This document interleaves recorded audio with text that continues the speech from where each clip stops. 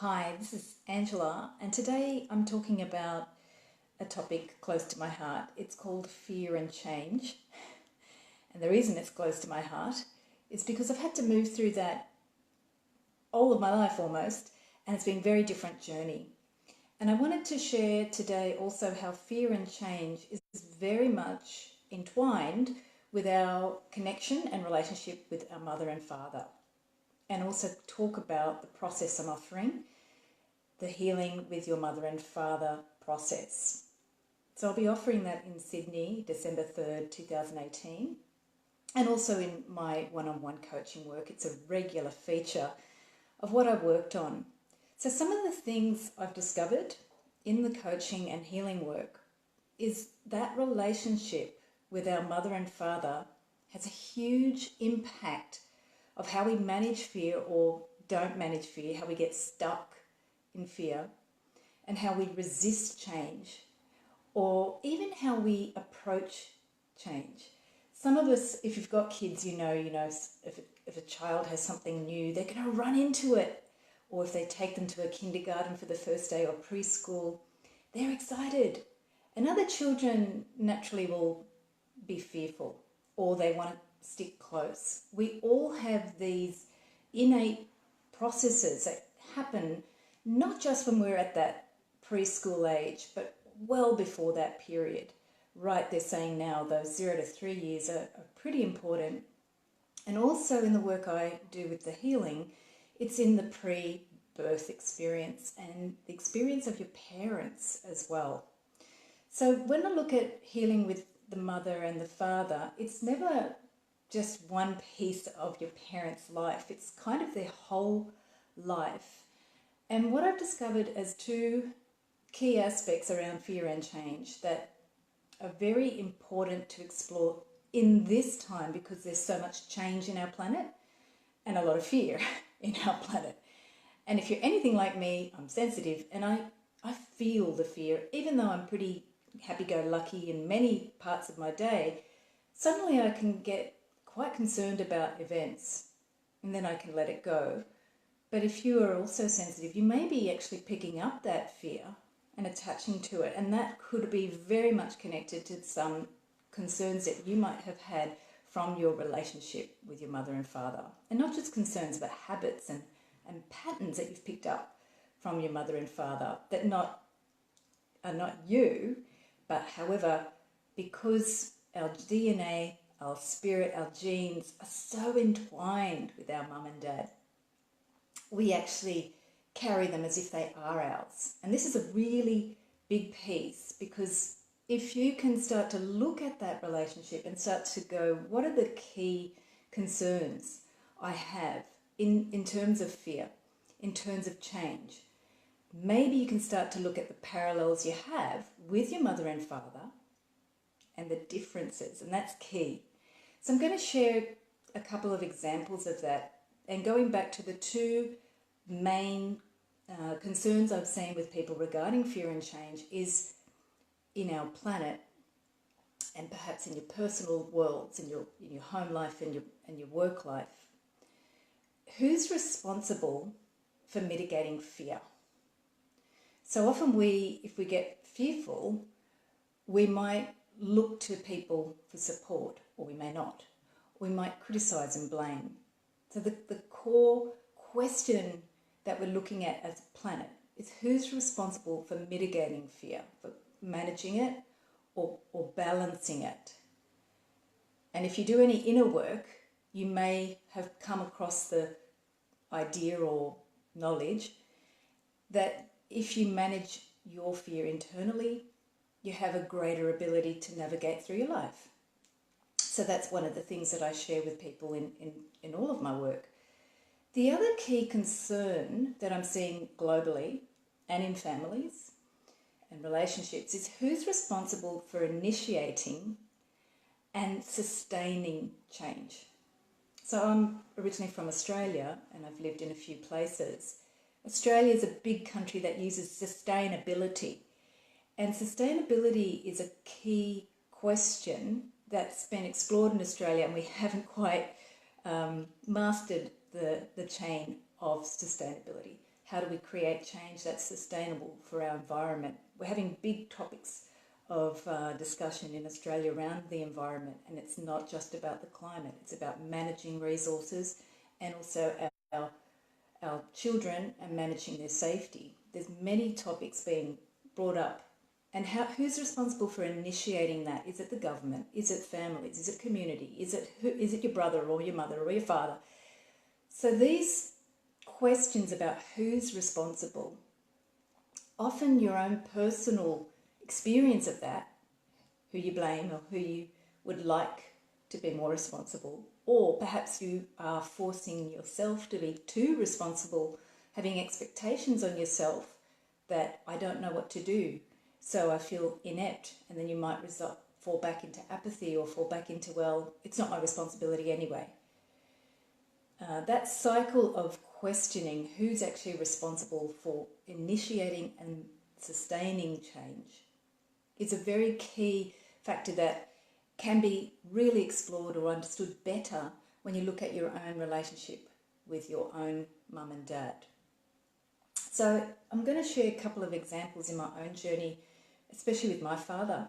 When I've done this work that I share in the Healing with Your Mother and Father process, what I learnt from my dad, who's actually passed over at this time, was I saw something that I probably never understood when he was alive.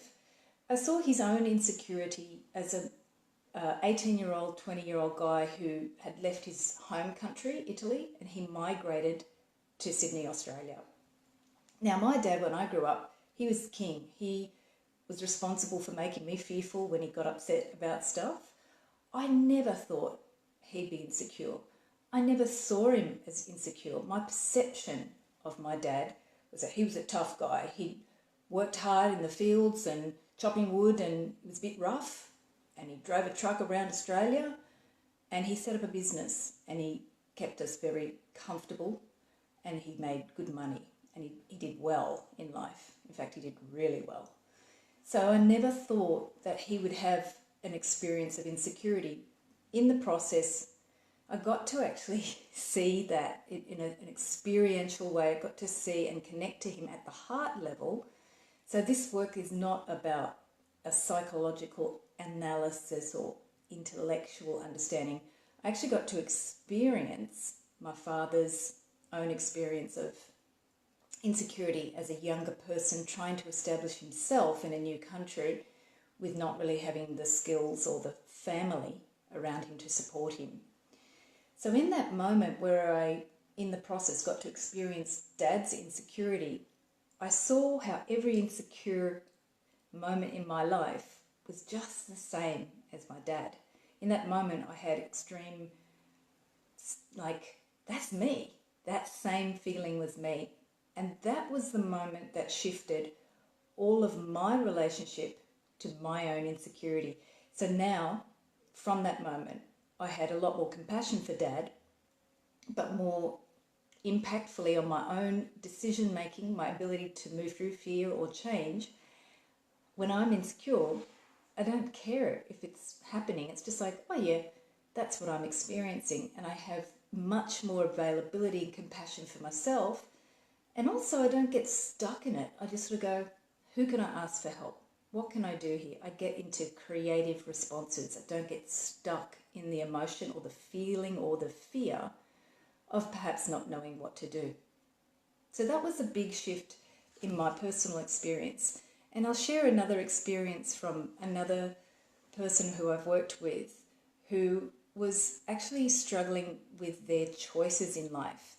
They had got to their midlife and they had several romantic love relationships, but they didn't last, and they'd had several breakups. And they were at the point where they were considering, is it going to keep going like this? Am I going to just have a career and keep working? How do I make choices in life? Because obviously from my record of relationships, I'm not successful. I haven't been able to find a relationship and keep it working. And the person actually felt like a failure in the eyes of their family, not just their parents, but their family. They felt like because they had a fairly comfortable family when they grew up, that was mum and dad and brothers and sisters, They felt like they weren't really living up to the image that their parents had, and especially that their mum had. So when we did the process, we also realised that she was constantly measuring herself, criticising herself, and measuring herself to her past failures in the relationship specifically, not being able to make the relationship sustain, right? So this is where we get a real clear understanding of fear of change, or being able to do change effectively and make it sustainable. So she saw her own pattern of repetitively criticising and going over her past and reviewing where things could have gone different, but they didn't. Why? What is it? What's she missing? And she found this obsessive reviewing of the past. So in the process with her mum, what we actually did, we started to connect her to the mother in the experience of how the mother was experiencing her own life.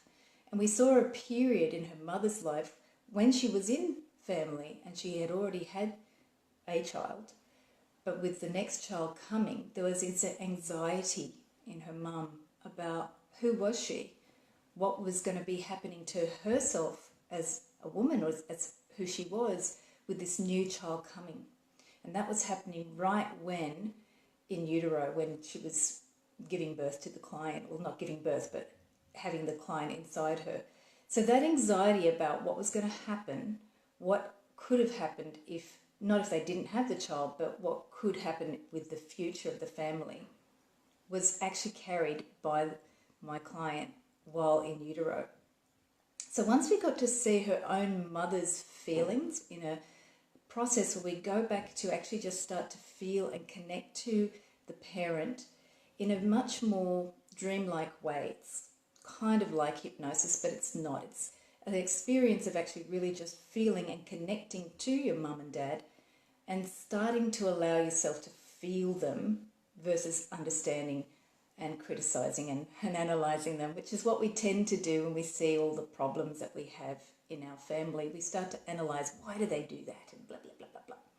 So the process is more about getting into the feeling of your parent and where they were at.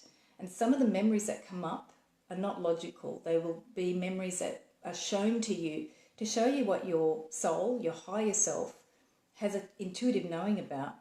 And you as a younger child also probably had some feeling about, but you didn't have the consciousness at the time to understand. So you made decisions about what your parents were experiencing and put yourself as somehow in the mix as the cause of the problem.